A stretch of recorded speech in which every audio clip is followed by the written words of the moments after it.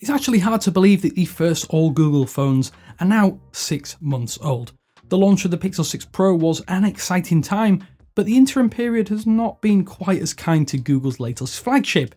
How has it fared in the time since? Well, let's examine just how well it's aged and if things have improved in this, our long-term review of the Pixel 6 Pro. Thanks for watching 9 to 5 Google here on YouTube. Remember to thumbs up, hit subscribe and then tap the bell icon to be among the first to watch our upcoming videos. So the hype surrounding the Pixel 6 and the 6 Pro's launch was pretty immense ahead of time, so it was always going to be tough for Google to say a rabid Android fanbase, and expected fanbase at that. In almost all areas, the Pixel 6 Pro succeeded in setting a marker for future made by Google smartphones, but of course there is always room for improvement and things can change in a moment, as we found out. So while the design of the Pixel series has been fairly distinct, the Pixel 6 series is among the most unique in recent years, combining what we'd consider the fan favourite Panda Pixel 2 XL with the Nexus 6P visor, and it's been a surefire winner at least in our book. More importantly, the large camera bar acts as a pillar by which every other area of Pixel 6 Pro is held together. And it is easy to complain about staid smartphone designs, but the Pixel 6 and 6 Pro stand out in a crowded marketplace. If you're nitpicking though, it's something that couldn't always be said of recent made by Google smartphones which had a more muted visual aesthetic. Having an instantly noticeable design is something that certainly helps with brand and product awareness, and you can't blame Google for that given the lukewarm sales figures, at least of the Pixel series in recent years. One minor frustration here is the move to a fully curved aesthetic front and back of the Pixel 6 Pro, and we often hear complaints in our comments sections about the lack of high-end phones with flat screens, and while the curves here are well managed by the Pixel 6 Pro, they're still susceptible to the problems that screen curvatures do bring to the table. At least the regular Pixel 6 does offer a solution in that regard with a flat display. The build quality on offer is really good, but there is still a few tiny rough edges here and there. And the Pixel 6 Pro, I will say in the hand it feels great, but the seams between the backplate and the chassis are kind of noticeable in the hand. I wouldn't say it's to the detriment of the design, but it's something that I still instantly feel when I use this phone without a case. And I certainly feel like I'm complaining here for the sake of it, but with the other best phones in the business, these tiny details are not often overlooked or missed. That said, I do have high hopes for the Pixel 7 series quality control, as the build issues here on the Pixel 6 series definitely seem minor compared to previous releases, and after extended use and abuse, I'm still loving the feel of this phone. One regular frustration and something to be aware of though is that the screen itself on this phone can feel somewhat hollow with heavy taps and touches. I actually hadn't noticed this until it was pointed out to me, but there is a distinct feel here that is hard to stop noticing once you do. Does it detrimentally affect the experience though? I would say no, especially if you find a good screen protector. Sadly, finding one of those has been troublesome since the release of the Pixel 6 series, but I have recently settled with what I consider a slightly overpriced white stone dome glass, which has helped deflect some of the scuffs away from the actual screen and made the daily experience feel a little bit better under the thumb. The added dimensions definitely seem far more detrimental to the phone than the actual feel of the display, which is a beast even among the very largest Android phones on the market today. You may find yourself constantly shuffling your grip to use the Pixel 6 Pro effectively, but if you want the most screen real estate on a Pixel to date, it is an epic experience. Annoyingly, or at least annoyingly to me, you still can't tune down that QHD Plus display to Full HD Plus, which I think would likely be a great option to help boost battery longevity. Despite that gripe, I will say every bit of content from web pages to video looks sharp, crisp, detailed and colour accurate and slick, and when you force enable the 120Hz refresh rate, things take another notch up. While Samsung still definitely leads the smartphone display charts, the Pixel 6 Pro certainly comes close to the upper echelons of Android, and I just love coming back to the screen here for the tuning and that added sharpness. I will also say I'm a fan of the speakers here, which is the down-firing speaker and an earpiece, but sometimes I will say at the low end you do get some muddiness and a little bit of clipping, but weirdly when making hands-free calls it's just fine with no issues at all. It's high time I think we return to the excellent front-facing speakers of the Pixel 2 XL, but for now the earpiece and bottom firing setup is still pretty solid overall, just maybe not quite the best at that upper volume levels. I've also found that tuning down the haptic strength on the Pixel 6 Pro is worthwhile for the best vibration-based feedback, The out-of-the-box settings do make taps and UI interactions feel a little bit buzzy and hollow. Maybe that's a result of the screen here. A minor adjustment though here makes the world of difference, so I'd suggest you do that as soon as you take it out of the box. In my time switching between the regular 6 and the 6 Pro, I've yet actually to see a major hiccup, slowdown or performance related problem.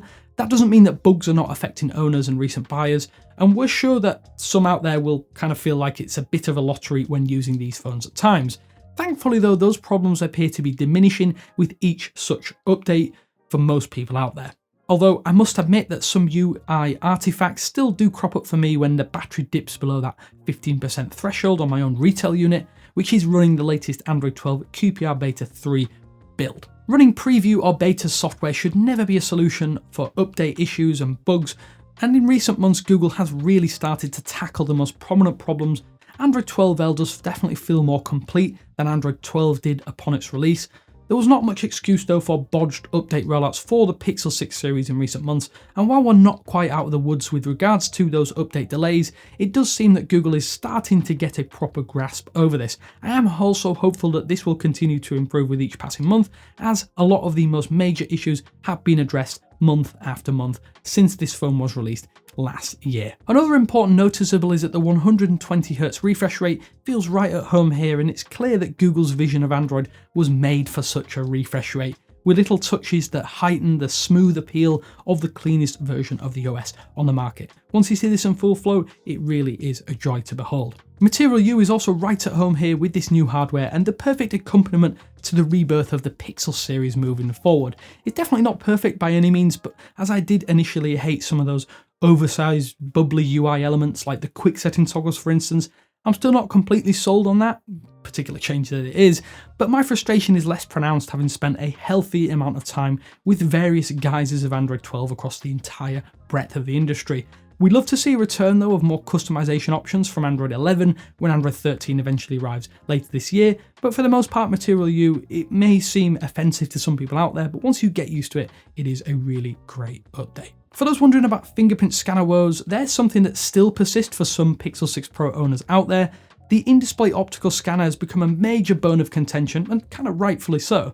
At launch, the reliability was questionable at best, and the unlock speed was far below that of competitor handsets on the market. This is another area that I think hasn't quite been resolved for many people out there, but improved substantially with updates and software improvements.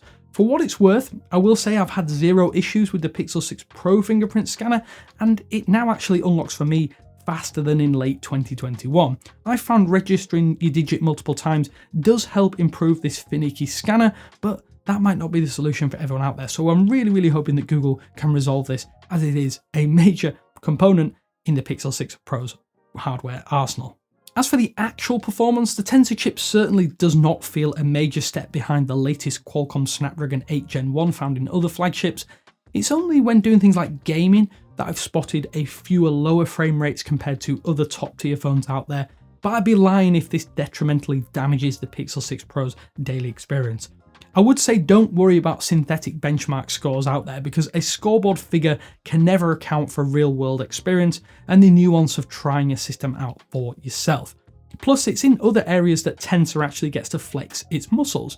The processing times for photos and some videos are genuinely vastly improved, and I just love how accurate Google Assistant voice typing is when using Gboard as a result of that chipset having better neural processing of language. I always feel that I need to use this feature more often, given how impressive it can be for someone such as myself with a very regional English accent. So of course it's impossible to talk about the Pixel 6 Pro and not laud that upgraded camera setup. Finally, there seems to be no compromise with 3 distinct focal lengths for you to sink your teeth into on one smartphone.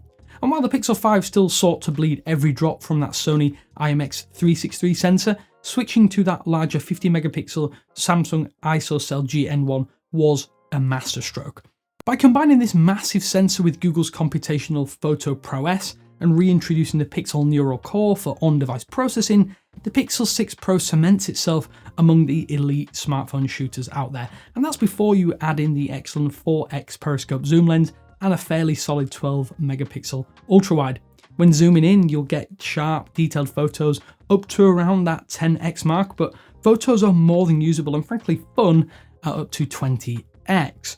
And I think it's here where a zoom lens really showcases to me why it's an essential over an ultra wide. Cropping into scenes and settings to unveil and uncover little intricate details you'd ordinarily not be able to spot or notice never ceases to amaze me. Now that the Pixel series is fully on board with extended zoom capabilities and you gain that trademark Google processing, it is a triumph. Another bonus of the larger sensor here is that you don't actually often need to use the dedicated portrait mode quite as often, and because the sensor is larger, the natural focus fall off is better. Sometimes using the telephoto to crop in means you get better portrait style photos without actually needing to add fake bokeh effects, and it's all the better for it. On some occasions though, I have spotted some slight image over-sharpening, which could be a remnant from the processing methods used on the lower resolution IMX363 sensor found on older Pixels. However, this is incredibly rare, and in all honesty, it would be hard for me to point out a single image in my Google Photos library that I'm not happy with or would be not happy to share. I think versatility is something you expect from the best Android smartphones, and you certainly have lots of camera options and versatility here at your fingertips. The new in-camera modes such as motion mode, long exposure and face and blur definitely help neatly tie up the package, but it's high time Google added a dedicated Pro mode to the Pixel series, and it's none more obvious than here on the Pixel 6 Pro. Not being able to use that full 50 megapixel sensor is a little bit frustrating, albeit possible with some third-party apps out there via the Play Store. It's not just stills photography where the Pixel 6 Pro has impressed me over time and has offered major upgrades. There has been a major step up in the video quality, and that is immediately noticeable right out of the gate. The combination of that bigger sensor and live HDR Plus mode means that you'll get even better video recordings at up to 4K 60 FPS, and in tandem with the already impressive locked, active and cinematic pan modes, it is a recipe for video excellence. The video stabilization on offer is also similarly excellent, even when zooming in on subjects with that periscope zoom lens. Audio zoom helps isolate your subject and also ensures an extra layer of clarity to any of your recordings. It's just great to see more time and effort being allotted to the video modes on Pixel devices, especially when we've often felt they've been very stills focused.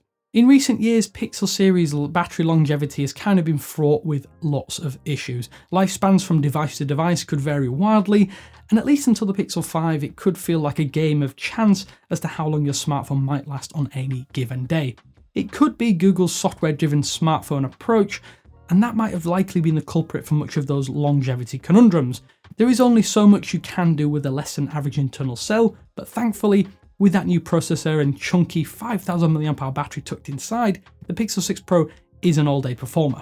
Sure, the Pixel 6 Pro doesn't quite hit the heights of some other flagships out there, but in at around 6 to 7 hours of screen on time has been my daily experience, at least most of the time. The recent Android 12 QPR Beta 3 has also helped with battery lifespan, which is already fairly solid given that my own usage patterns are modest at best. I'm actually kind of impressed as well here, given that the display is stuck at that QHD Plus resolution, and I'm actually really hoping that Google will add a toggle to lower the resolution as I mentioned before, and I'm almost certain that this could give you even greater battery lifespan. Please Google, at least consider adding a setting within developer options for those of us out here that really want it. As with just about any other modern smartphone though, once you really start to push or hammer the Pixel 6 Pro, you can drain the battery quickly. The usual culprits here are things such as heavy GPS usage, video recording and streaming, and that might see that percentage level kind of drop a lot quicker than you would have expected.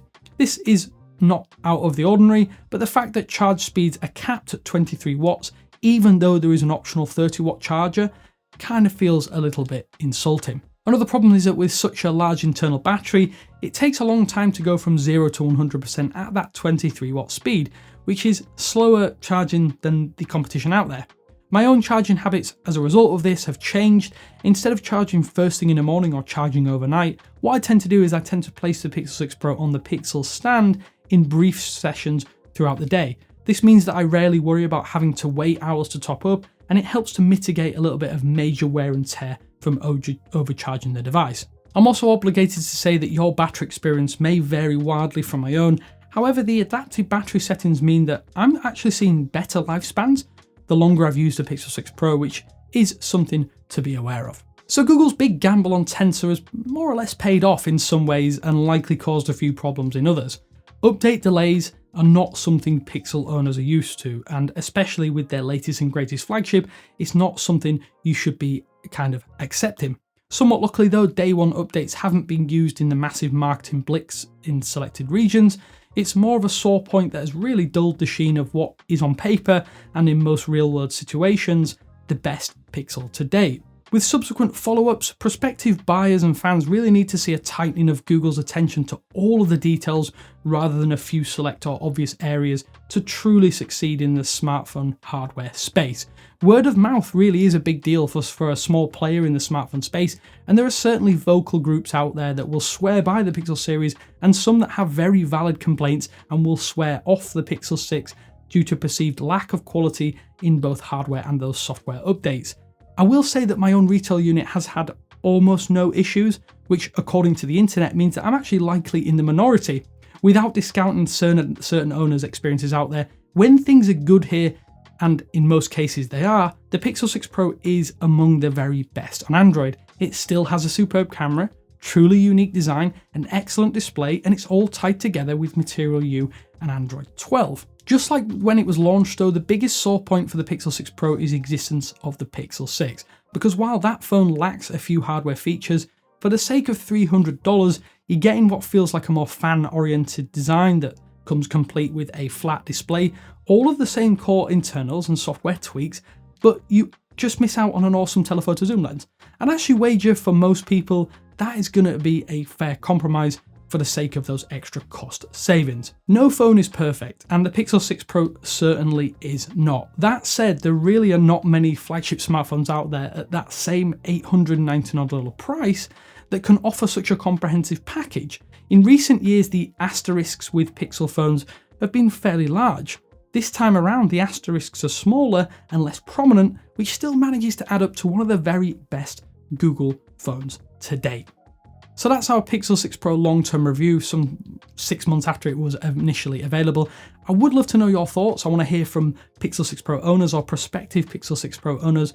Is this the very best Google phone, or has the experience tarnished your experience, that is, of the Pixel series? Let me know what you think down in the comment sections below, and remember to keep it civil. Until next time though, this is Damien with 9to5 Google saying thanks for watching, and I will speak to you later.